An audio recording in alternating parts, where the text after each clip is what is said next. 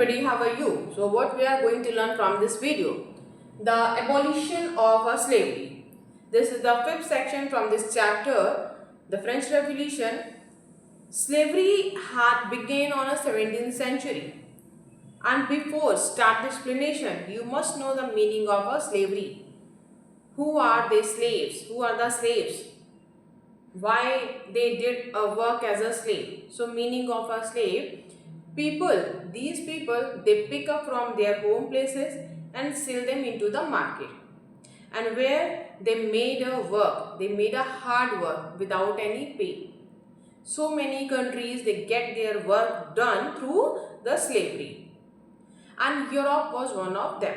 So this is the meaning of a slave or slavery. And now we come to a point, abolition of a slavery. Actually, when Europe getting a powerful, the Europe start to conquer the places around the world. He start to occupying occupying the places around the world. And one of the place, Caribbean island, when Europe occupied the places over there, Europe established their colonies in Caribbean island.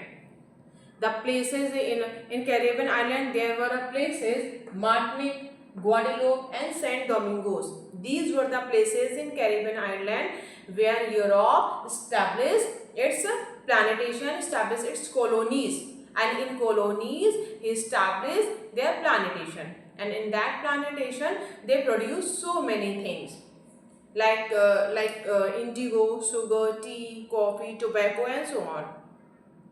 And to get the work done in these plantations, they need a worker. And European, the owner of a plantation, they themselves will not go to do work from there. And in spite of that, and even Europeans, they themselves were not they were not willing, they were reluctant to do work in a far land, in an unfamiliar land. So whom they get their work done? For that, of course, they arrange a slave. Now, who arranged slave for them? A slave trader. They did a business to provide a slave. So slave trader, where slave trader lived, where they used to live. So in Europe, there is a two port, Bordeaux and Nantes. That was a two port cities in Europe. Their slave trader lived, and their slavery business was flourishing over there. From here, slave trader, they sailed from here. Okay, they sailed from here and went to the Africa. Okay, and in Africa they bought a slave. In Africa, they bought a slave, and after bought the slave, they branded and shackled them tightly, packed into the ship, pushed into the ship. And the 3 months of long voyage from here, 3 months of long voyage, they crossed the Atlantic Ocean, right? They crossed the Atlantic Ocean. It took 3 months to cross this Atlantic Ocean. And once they reach in a Caribbean island, their slave trader sold that slave to the plantation owner. And here slave, they did a work to meet the growing. They did a work here. They did a producing the things. They did a production. They doing agriculture, farming, so many things they did over there. Why they doing these all the things? To meet the growing demand of Europe. What kind of demand was growing for Europe? Just now I told you, indigo, sugar, crop, tea, tobacco, coffee, these all the things. And so many things were producing over there, and after once the thing produced, that thing sent back to the Europe. So this is what to call triangular trade. Understand?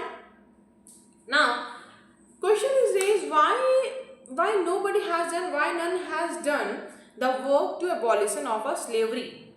Why they have not abolished slavery? Why they had not made any right? Why they had not given any human right, as this is the natural right? Why they have not passed any law, why they did not make any law regarding the slavery. So we talk about Louis XVI. When Louis XVI was in a power, when he was ruling in an old regime, Louis XVI, he did nothing to do with slavery, as he was a king. He just need his tax. He just needs a tax that should be come to him in any way. Okay, now next, after the Louis XVI, when monarch was abolished, there is a constitutional monarchy. There is a National Assembly came in a power in 1791. When National Assembly came in a power in 1791. So who were the member of a National Assembly? National Assembly member, they were the prosperous section of the society from the third state. As I told you, as you know, the third state, it was divided into three category: upper middle and lower middle, right? Upper middle. The National Assembly was created through the upper section of the society from the third state, and as they were the richest member, they were the richest section from that society, and some of them having their own plantation in that Caribbean island, so they need a slave. Some of them were engaged in a slave trade. They were trading of a slave. They provided a slave to the plantation owner, and through that they got a money, a huge money. So they did not, while they were drafting constitution, while they were drafting constitution, and they were debating and discussing about the right to the man and citizen, but they did not pass any law. That's why they did not pass any law, because some of them having their own plantations, some of them were engaging in the slave trading, and through this they were earning a money. And if they abolish the slavery, then their business should loss. They have to face loss. So that's why they did not pass any law. Now there, after the National Assembly, who came in a power? Convention, when Jacobinism came in a power in 1794, they abolished the slavery. When slavery was abolished in the Jacobinism in 1794. Why? Because as you know, the member of a Jacobin club, they belongs to a less prosperous section. Okay, as they belongs to the third state of a middle and lower middle, and none of them having their own plantation on the Caribbean island or anywhere else, or nor they belongs to, nor they engaged with the slave trade. So that's why they said, we didn't have any kind of a work, for that we need slave. So they abolished the slavery. They said we don't need slave because we don't have any kind of a business. We don't have any kind of a work. So we don't need slave. So that's why they abolished slavery. After the convention, who came in a power? Directory rule. Okay, but directory rule, they also nothing to do with it. After the directory rule, who came in a power? Napoleon, in 1804. When Napoleon came in a power, he reintroduced the slavery. Why? Because Napoleon said slavery, if we support slavery, because he support the richest person of the society, richest section of the society, who were engaging with the business, who were engaging with the trading. They have some of them as belongs to a slave trade, some of them having their own plantation. So that's why he said, if I don't support to them, so how our country, how our kingdom will get flourished. So Napoleon has only one motto, that he just wanted to anyhow get his country flourish, and he just wanted that the flow of transaction should be continued. So how the flow of transaction should be continued? Only through the money. And how money will come? When when meal and worker then ultimately continue, it will be going on. So that's why he supported to slavery, and he supported to plantation owner, who he supported to that person who were engaging with the slave trade. Okay, and our sixth section from this chapter, the revolution and everyday life. The revolution and everyday life. Now, can politics change the language people spoke, the clothes people wear, the book and magazine they read? One of the most important changes that came into the France during the revolution, into the life of into the human life, into the life of a man, women and children, that was the abolition of a censorship. What is a censorship? See, in an old regime of a France, what had to happen on that time? In an old regime of a France, any written material and cultural activity like book, newspaper, plays could be published or performed only after could be published or perform only after when they had been approved through the censor of the king, and declaration through the censor of the king, and next the declaration of the right to the man or citizen, that everybody have a freedom, right to speech and speak, right to explanation, because this was the natural right of every human being. Now, any printed picture, okay, book, magazine, newspaper, they all the thing that flooded into the city of France, and from there they traveled. They from where they travel to they travel to rapidly into the countryside.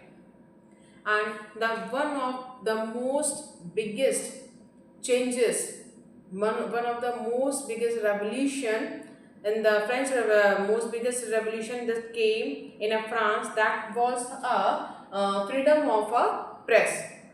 Now freedom of a press, what had happened, the freedom of a press like also mean that opposing views of a event could be expressed, right? Plays, songs, and festive procession attracted large number of people. After the revolution, what people can do play. Okay, they can celebrate their festival. They can do procession. So many things they can do during the revolution. Now these all the section from the chapter has been completed. Now the last point is a conclusion. Okay, the last point from this chapter is conclusion. What's the conclusion? What is the conclusion from this chapter? See, in 1804, now who came in France? In 1804, there were Napoleon Bonaparte. He crowned himself as emperor of France. He set out to conquer the neighboring European countries and disposing that dynasty. And after that, he placed one of his family member in that kingdom, in that dynasty which he conquered. Why he did so? Because he wanted to expanded his kingdom. He wanted to expanded his kingdom. See, Napoleon saw his role as a modernizer of a Europe. He passed so many laws. He passed so many laws, such as like protect private property. He protected private property. Okay, and he introduced uniform system of a weight and measure. What is the uniform system of a weight and measure? Like in today, as you go to market and buy the things, like if you like there is a 1000 gram is equal to 1 kg. Okay, 1000 milliliter is equal to liter. There is a 100 centimeter is equal to 1 meter. So this is what to call a uniform system, weight and measure. And he provided a decimal system. What is a decimal system? Like if the cost of anything is 10 rupees 50 paisa, okay, and you went to market and buy like this, the price of this pen is 10 rupees, this marker is 10 rupees 50 paisa. So what you will do, either you pay to shopkeeper, either you will pay 10 rupees. So who will lose 50 paisa? Shopkeeper. Okay, he has to lose 50 paisa. And if you pay 11 rupees, then whose loss? Then it is your loss. So he introduced a decimal system and uniform system, weight and measure. So these these were the two things he introduced in his law. And so cause of these all the thing from very starting, initially people saw Napoleon here. Initially people thought they saw Napoleon as a liberator of a France, as a liberator of a Europe. They said, no, yeah, he is the person who can get us freedom, who can provide a freedom, who can give a freedom. Okay, by that freedom, through that freedom we can live our life according to own way. But that had not happened. As people were thinking about them, as people had create a thought about him. Actually, what had happened, soon after his army viewed himself everywhere as a invading force. Okay, invading force, it means his army used to say to the people, you are the colonial country of our kingdom. Okay, our king Napoleon has conquered you. Okay, so that's why people, their hope were mash up. Their hope was mash up as they were thinking about their freedom. Okay, now in 1815 he defeated in Waterloo. Okay, in 1815 he defeated in Waterloo and he left. Now what had happened? But once he left the France, when he left the France, his revolutionary idea, what was his revolutionary idea? Democratic right. And what was his revolutionary idea? His revolutionary ideas were democratic right and modern law. As he introduced the democratic right and modern law, these ideas were carried to other part of the Europe. Why? Because that had an impact on the people. What idea impact on the people? These two idea impact on the people long after the Napoleon left. Now the idea of liberty. Okay, the idea of liberty, equality, fraternity, democratic right, modernizer, these were the legacy of a French Revolution. And these were the legacy of the French Revolution. And during the 19th century, these ideas were spreading rest of the Europe from the France. And as feudal system has abolished colonized people, they reworked the idea of a freedom from bandaged into the movement to create a sovereign nation. Like in India, Tipu Sultan and Raja Ram Mohan Roy, they were the two examples of an individual who responded to the idea coming from revolutionary France. So these were the last three sections from the chapter. French Revolution has completed. The chapter of a French Revolution has completed. Now we discuss its question answer in next video. So hope you understand what I explained you till now through my video. And so have a nice day. Bye bye and take care.